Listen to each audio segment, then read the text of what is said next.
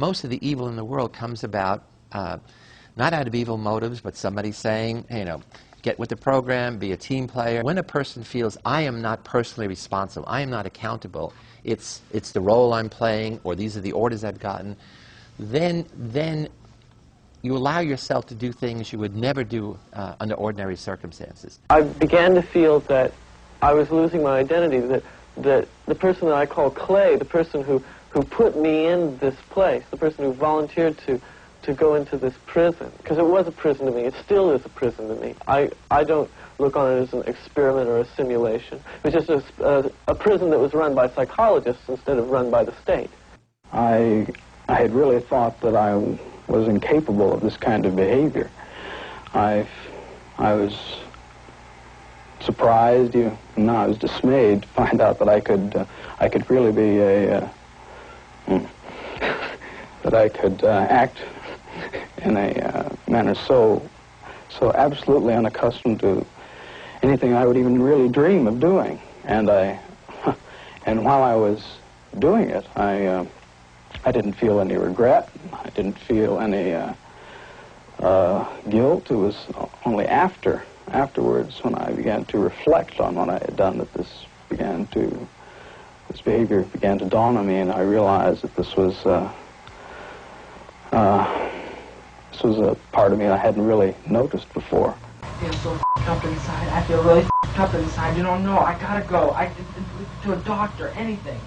I can't say that. I'm up. I don't know how to explain it. I'm all up inside. I want out! Out now!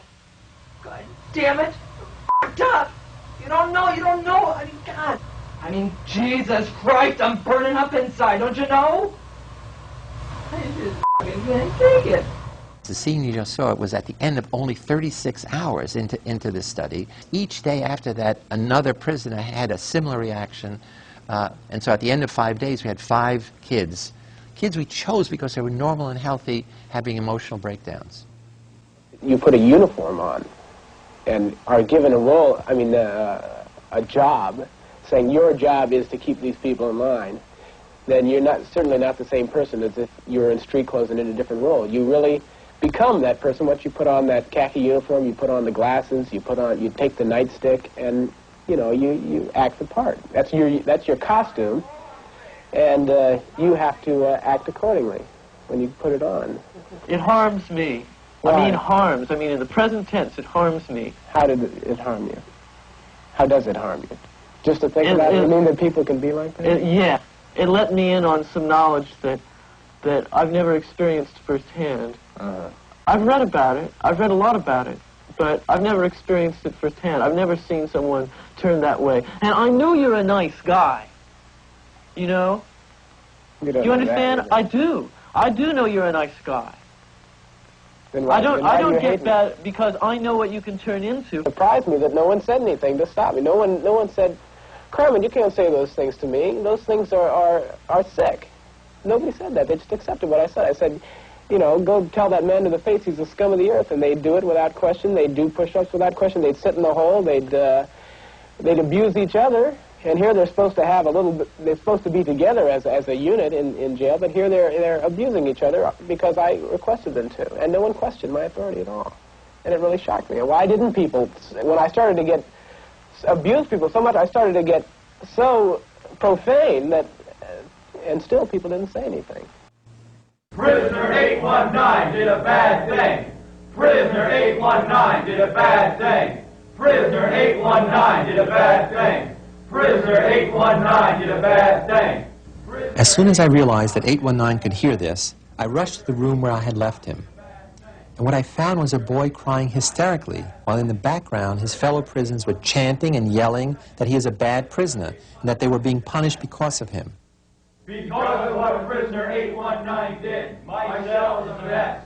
Because of what prisoner 819 did, my cell is a mess. Well, I'm trying to comfort this young man, and he says, I have to go back. I said, what do you mean? I have to prove to them I'm not a bad prisoner. And at this point I said, no, you're not a bad prisoner. You're Stu, and I'm not the superintendent. I'm Phil Zimbardo. The study is over. And he kept saying, no, I have to go back. I'm not a bad prisoner. And So the reality of that prison was so deep that even when I'm giving him the opportunity to leave, his reputation, his image as a bad prisoner has to be undone, has to be reconciled. When we released the first prisoner, 8612, we brought in a substitute, but he came in halfway through. And what's interesting is, day by day, as the situation degraded, we all adjusted to it. That is, each day's level of violence, of abuse, was a platform for the next day. But he comes in now, and he's seeing these crazy things going on. He says right up front, I'm not having any of this. And they told him, you can't leave. They won't let you leave, which we never said. In fact, 8612 was the one who told him, they won't let you out. And so he says, I'm going to go on a hunger strike. I'm not going to eat anything. I'll get sick, and they'll have to let me go. And he's a skinny kid to begin with.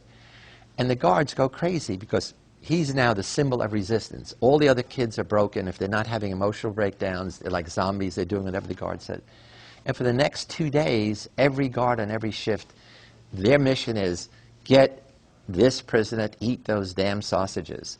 They put him in solitary confinement. They make him hold the sausages. And to his credit, he resists. So he should have been the hero.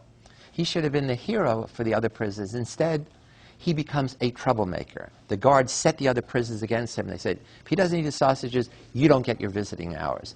If he doesn't eat the sausages, you guys don't get your blankets. If he doesn't eat the sausages, we're going to put your blankets in nettles and spurs, and you're going to spend hours digging them out. So they start jumping all over him. Eat the damn sausages. You know, you're ruining our life.